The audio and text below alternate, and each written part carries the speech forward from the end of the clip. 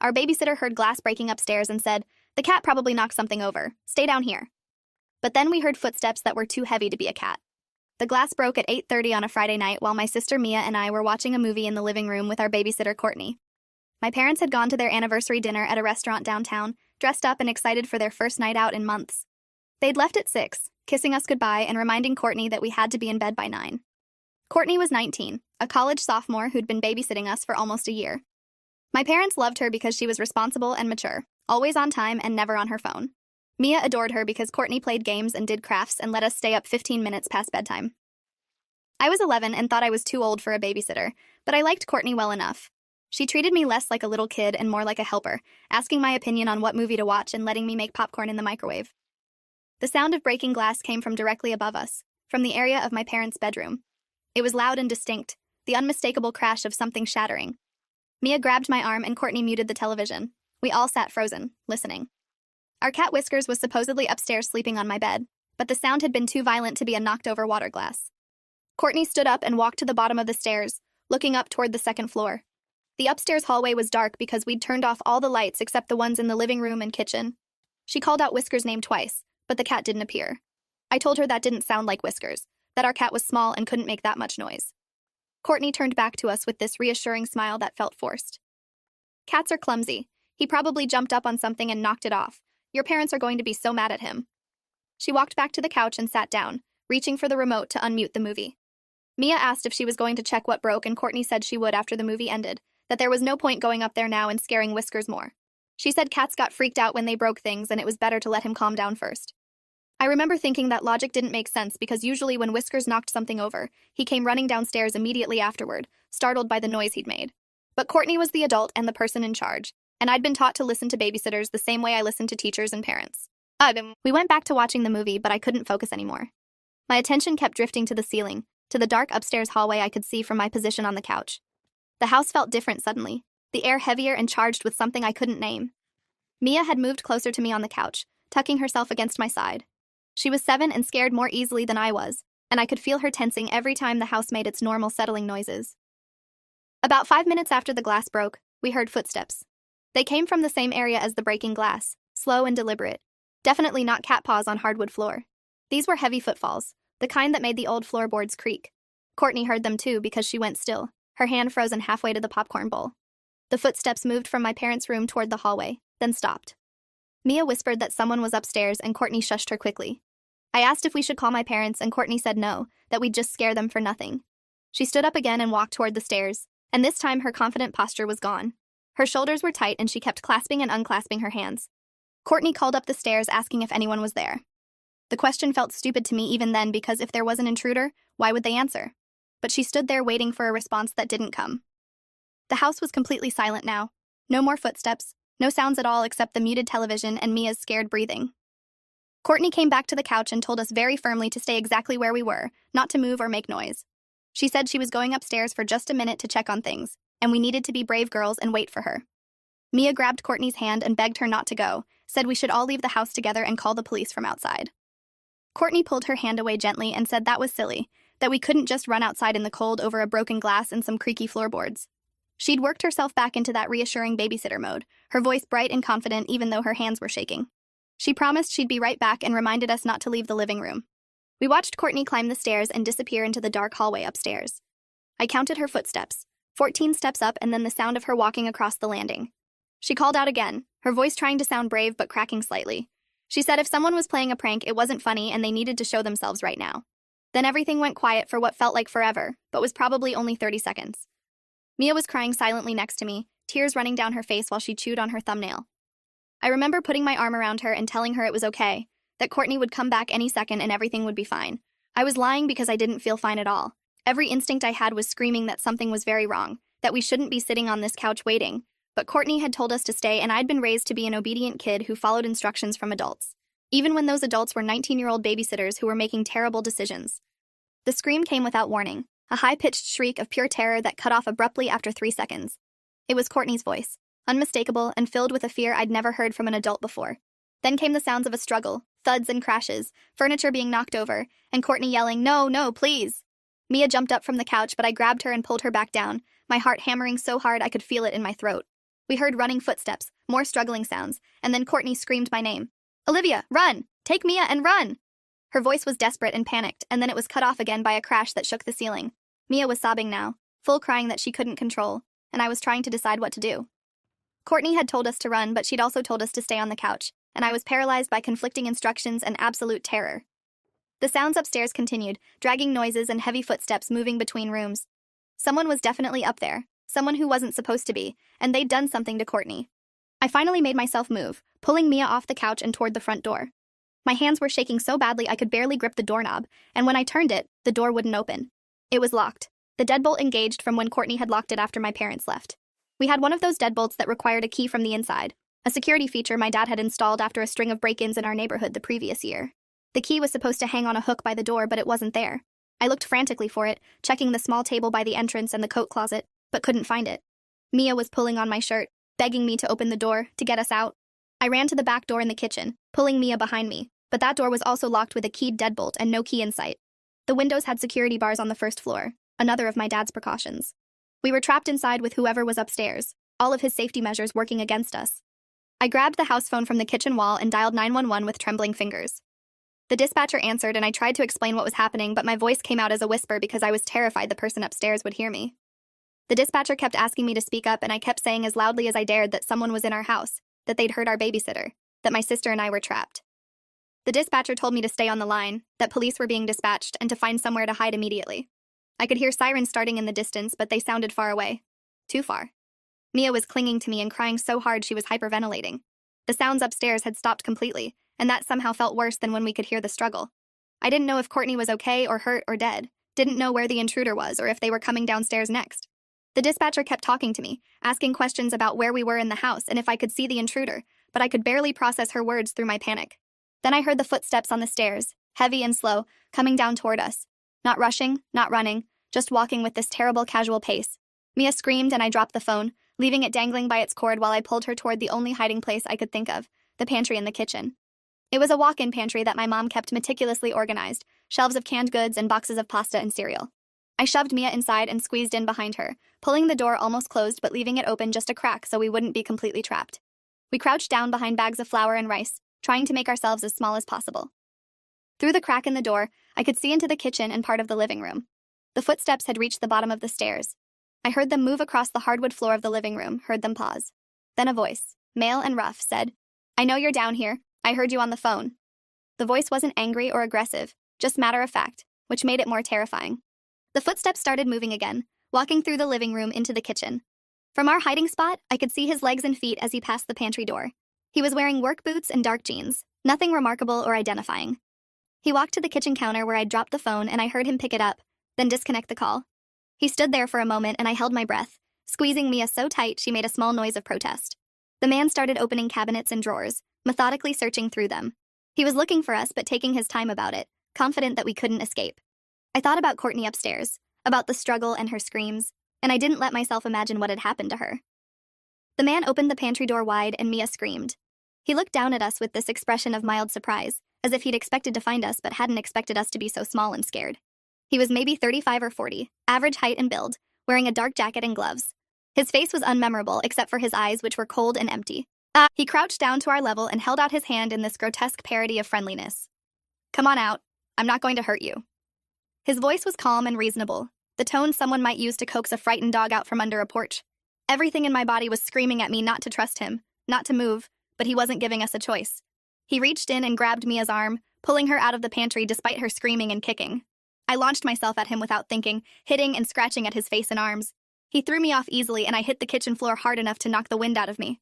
While I was gasping for air, he picked up Mia and started carrying her toward the stairs. She was fighting and screaming my name and I forced myself up despite the pain, stumbling after them. He turned at the base of the stairs and kicked me in the chest, sending me sprawling again. "Stay there or I'll come back and do worse." Then he carried Mia upstairs while I lay on the floor unable to breathe, unable to move, unable to save my sister. The sirens were louder now, very close, and I heard the man curse upstairs. His footsteps moved quickly across the second floor, and then I heard a window opening. By the time I managed to get up and climb the stairs, he was gone. He'd gone out my parents' bedroom window onto the porch roof and from there to the ground, taking Mia with him. I found Courtney in the hallway outside my parents' room, unconscious and bleeding from a head wound, her face bruised and swollen. I knelt beside her, crying and trying to wake her up while sirens screamed outside and red and blue lights flashed through the windows. The police broke down the front door within seconds, flooding into the house with guns drawn. They found me upstairs covered in Courtney's blood, sobbing incoherently about the man who'd taken Mia. The ambulance arrived for Courtney while police officers tried to get information from me about what the kidnapper looked like and which direction he'd gone. I couldn't stop shaking long enough to give them clear answers. Everything was chaos and noise and terror. My parents arrived 30 minutes later, called home by police. My mother's screams when they told her Mia had been taken were worse than anything I'd heard that night. My father kept demanding to know what had happened, how someone had gotten into our house, where the police were looking for his daughter. The officers tried to explain that they were doing everything possible, had set up roadblocks and issued an Amber Alert, but it felt inadequate and slow. Courtney was loaded into the ambulance with a police officer accompanying her to get her statement once she regained consciousness. I was checked by paramedics who said I had bruised ribs and some minor cuts but was otherwise physically unharmed. Physically unharmed. The phrase felt absurd because I'd never been further from unharmed in my life. The police detective assigned to the case was a woman named Laura Rains who had kind eyes and a gentle voice. She asked me to describe everything that happened from the moment we heard the glass break. I told her about Courtney's dismissal of the sounds, her insistence that it was just the cat, how she'd gone upstairs alone despite our fear and warnings. Detective Rains wrote everything down and asked specific questions about the intruder's appearance, his voice, anything that might help identify him. I described what I'd seen, but it felt like nothing, just average features and common clothing. He'd been wearing gloves so there wouldn't be fingerprints. The broken glass upstairs had been the window in my parents' bedroom, which he'd broken from the outside to unlock and climb through. The house had an alarm system, but my parents hadn't armed it when they left because Courtney was there with us. The system was only used when the house was empty. Detective Rains asked if Courtney had mentioned expecting anyone or if she'd been on her phone with anyone. I said no, that she'd been focused on us and the movie. The detective promised they would find Mia, that they had every available officer searching, but her promises felt hollow. The man had at least a 30-minute head start and could be anywhere by now. My father was on his phone calling everyone he could think of, friends with connections to law enforcement, local news stations, anyone who might help. My mother sat on the couch rocking back and forth, beyond tears into some kind of shock state. The house filled with more people over the next hours. Crime scene technicians processed my parents' bedroom and the hallway where Courtney had been attacked. They found blood evidence and signs of struggle, but nothing immediately helpful for identifying the intruder. More detectives arrived to interview me separately from my parents, taking me to the kitchen while my parents stayed in the living room. They asked the same questions in different ways, trying to pull out details I might not realize were important. What exactly had Courtney said? How long between the glass breaking and the footsteps? Had I seen the man touch anything? Did he say anything else besides what I'd already reported?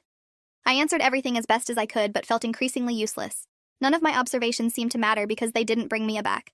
Detective Rains kept reassuring me that I'd done nothing wrong, that I'd protected myself as best as I could, but guilt was already settling into my bones.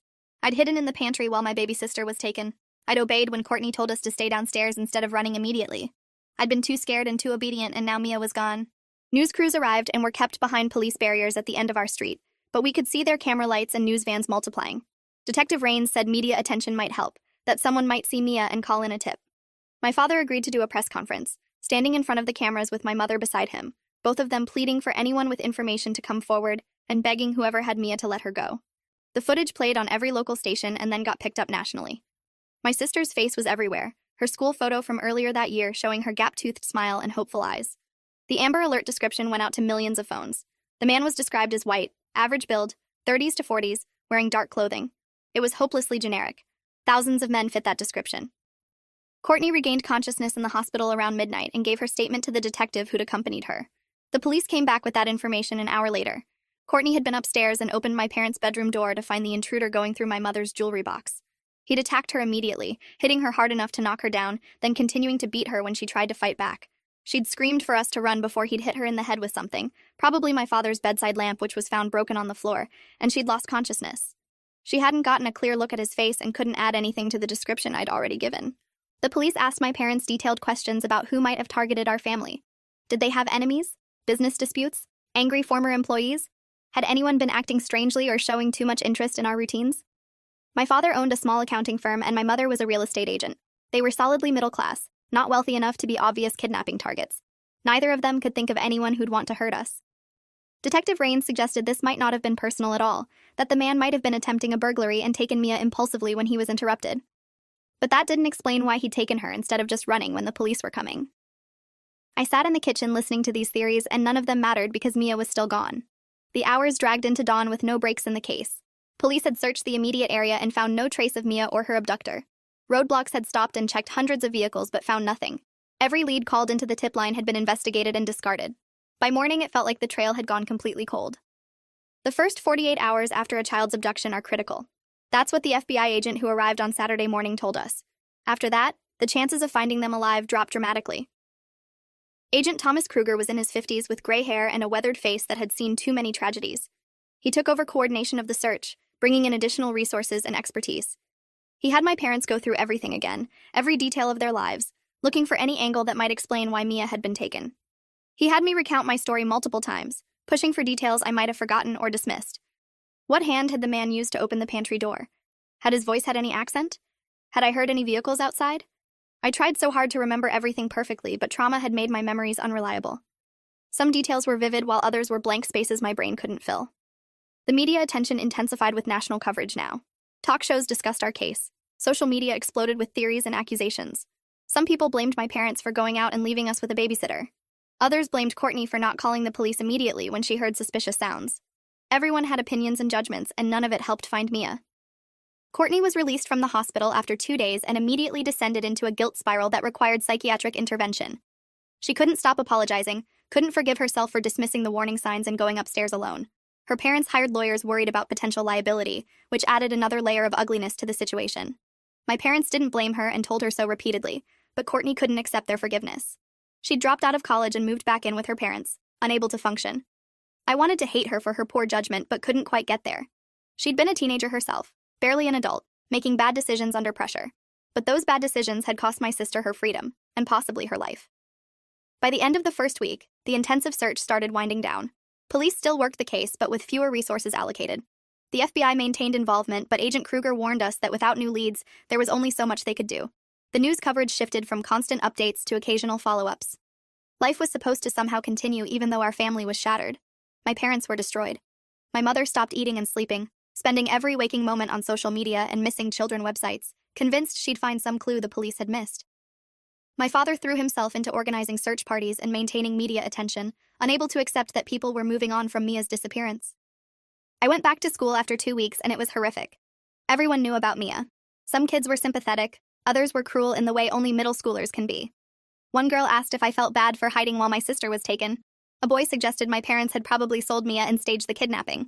The teachers tried to protect me but couldn't shield me from everything. I started having severe anxiety and nightmares. Every sound in our house at night made me freeze in terror. I couldn't be alone in a room without panicking. My parents enrolled me in therapy, but talking about trauma didn't make it go away. 3 months after Mia's abduction, police found a break in the case. A man in a neighboring county had been arrested for attempted burglary, and during processing, his fingerprints were matched to a partial print found on the broken glass of our window. His name was Dennis Volker, 38 years old with a long criminal history of burglary and assault. He'd been released from prison just 2 months before he broke into our house. Police arrested him and brought him in for questioning. He denied everything at first, but eventually admitted to breaking into our house. He said he'd been watching our neighborhood, targeting homes where he saw people leave. He'd seen my parents drive away and assumed the house was empty. He'd broken in to steal jewelry and cash, not expecting anyone to be there. When Courtney came upstairs, he'd panicked and attacked her. And when he'd found Mia and me hiding, he'd grabbed Mia as insurance to help him escape. Dennis Volker described in flat, emotionless detail how he'd taken Mia with him when he jumped from the roof, how he'd put her in his car parked 3 streets over and driven to a storage facility he'd been living in since his release from prison. He said he'd planned to let her go once he was safely away from the area. But Mia had seen his face and could identify him, and he'd panicked about that too. His lawyer tried to stop him from saying more, but Dennis kept talking, maybe because the guilt had been eating at him, or maybe because he was tired of carrying the secret. He told the detectives where he'd left Mia's body, in a wooded area off a rural highway about 40 miles from our house. He said he was sorry, that he'd never meant for things to go that way, that it had all spiraled out of control. They found Mia exactly where he said she'd be, her body wrapped in a tarp and hidden under brush. She'd been strangled within hours of being taken. The medical examiner said she probably died before midnight on that Friday, before my parents even came home from their interrupted dinner. While we'd been hoping and praying and searching, Mia had already been gone. The grief that followed was annihilating. My mother had a complete breakdown requiring hospitalization. My father became a ghost, physically present but emotionally absent. I shut down completely, unable to cry or feel anything beyond numbness.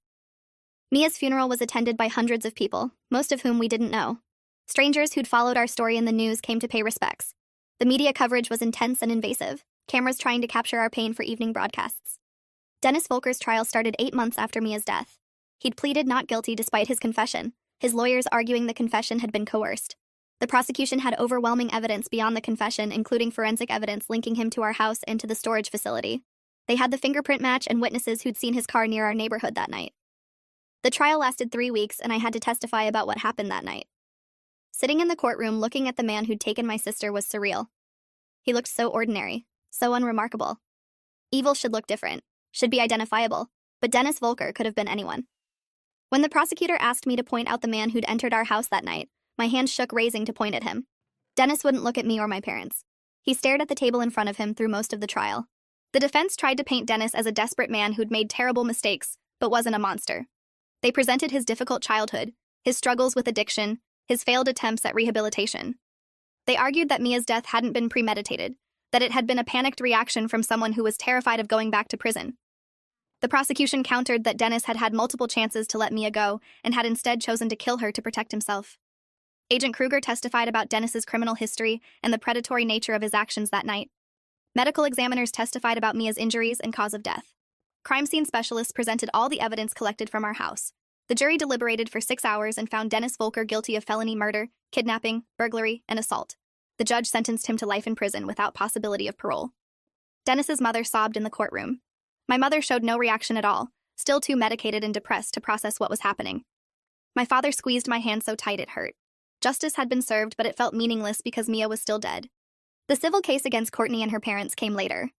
Other families who'd experienced similar babysitter negligence cases had reached out to my parents, encouraging them to sue to establish precedent and hold babysitters accountable.